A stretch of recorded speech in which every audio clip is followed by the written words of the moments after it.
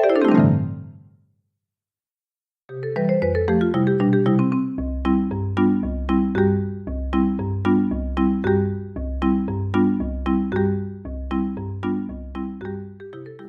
Internet, Zach here, and welcome back to Collecting the Elements. In this episode, I have, first, 3 apologies. 1, I apologize for not having a video last week. I attempted and failed to produce nitrogen, which I thought 2 fail videos in a row would be kind of boring, so I ended up not uploading anything at all. 2, I apologize for not having an element in this episode per se. I don't have anything to add to the table right now, but I do have a bunch of element samples to show you that kind of break the rules. So I'm going to show you those in lieu of having an actual element. 3, I cheated. When I made the tin video, I cheated. The rule was I was supposed to get elements within walking distance in Portland, Oregon. I didn't have the budget at the time of that video to go out and buy a roll of lead-free solder from the local hardware store. So I just used lead-free solder that I had in my toolbox. The bad news is that was purchased in Belle Vernon, Pennsylvania instead of Portland, Oregon. So, sorry about that. I can redo that video if you want. I'm actually going to get some locally sourced lead-free solder for the purpose of extracting the antimony at some point later on. So, on to another element sample that breaks the rules.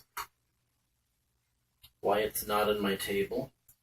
This is a xenon strobe light tube. This was purchased in Tillamook, Oregon. It's a lot closer than Pennsylvania, isn't it? Now, I could get an identical tube from the Radio Shack in Lloyd Center, if Radio Shack's still open. That's the only trouble. Radio Shacks have been closing left and right. This came from a store that used to be a Radio Shack that's now Steerin Electronics, and they're a really great little electronics store in Tillamook if you're ever out that way. But yeah, this is filled with, should be very close to pure xenon. If not as pure as they can distill it. This is the xenon tube, illuminated, with about 1200 volts across it. And you can see the slightly purplish glow. Xenon sometimes glows a deep blue, almost indigo. Sometimes it glows a whitish purple. Depends on the conditions of the arc. I've heard xenon can even glow green under some conditions. But that's a gas discharge through xenon glowing kind of a hot purplish white color. That's because the xenon here is probably under a pretty decent amount of pressure. Less than atmospheric, I would think, but enough to concentrate the arc into a very fine hot streamer.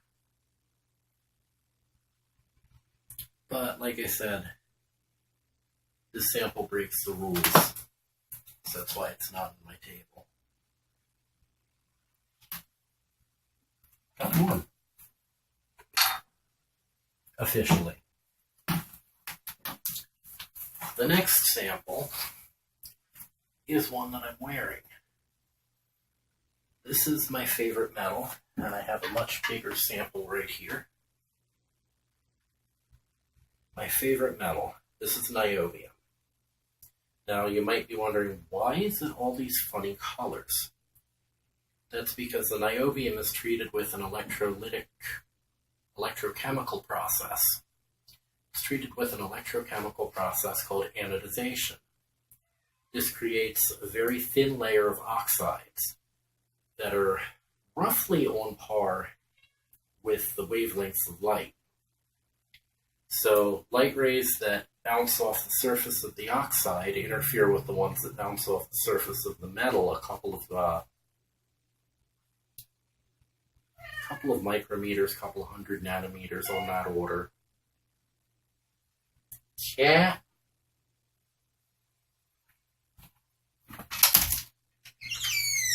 Yes, Yumi. This is my roommate's cat, Yumi. He wants attention. Shoot. Shoot!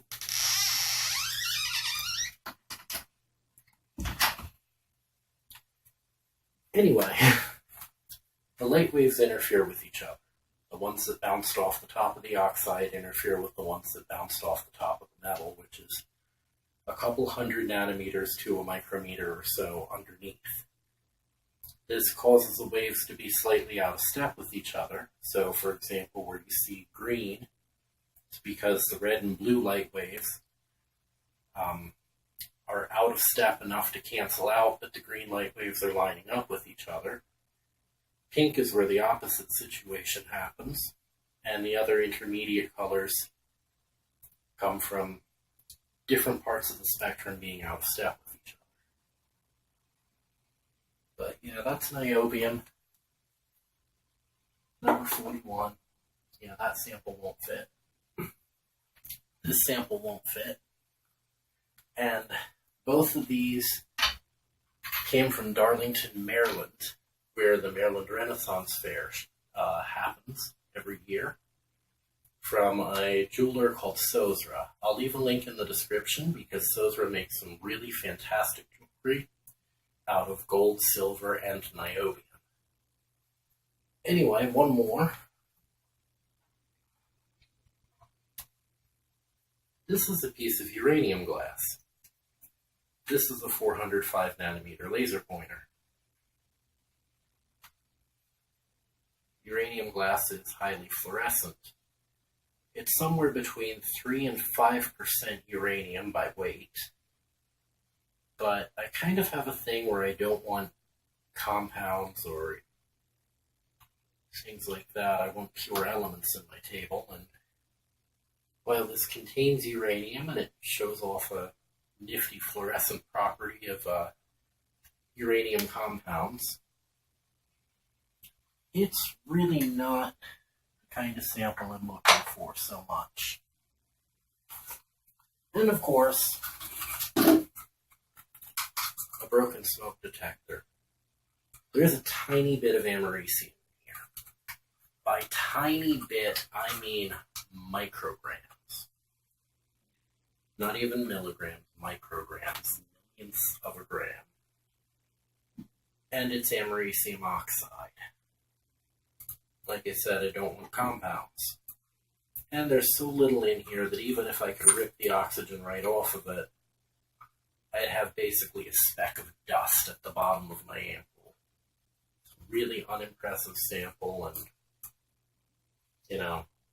really unimpressive video for all the effort it would take to do that to get a speck of metal dust. So, yeah, those are some of my ineligible elements. And hopefully I can find locally sourced samples of at least some of them. Niobium I know I can get from a local store called Fuego in Lloyd Center. They do sell niobium jewelry. Xenon, if Radio Shack is still open, I can get another identical tube like that. Failing that, if I can find one of those places that processes those fun saver cameras, and I can dumpster dive one out of there, those contain xenon flash tubes. And I can add one of those. Let's see. Uranium, that would be tricky. Americium, dream on.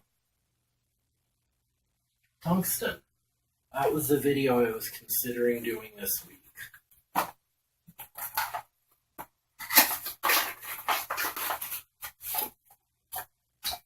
Light bulbs have tungsten in them. And I thought, wouldn't it be cool to get both the tungsten from the filament in here? Can I actually get the laser on the filament? Yeah, kinda. If I could get the filaments out and put those in an ampoule, that would be tungsten. And see if I could extract the gas from the bulb, because that's usually argon. Trouble is, I hooked high voltage up to this, The discharge I saw inside the bulb was really more the purple of nitrogen and less the blue of argon. So I figured it wasn't worth it to try to collect the gas out of this. And the amount of tungsten I get inside this bulb is like minuscule. So I'll be taking these back and I'll be looking for better sources of tungsten. Anyway, I have been working on something for next week's video. Converting Epsom salts, which is magnesium sulfate, into copper sulfate, which can be used to electro-refined copper to high purity. So hopefully next week I'll be making electro-refined high purity copper to put into my table. Copper. So yeah, stay tuned. Next week should be more fun than this week. See you next time.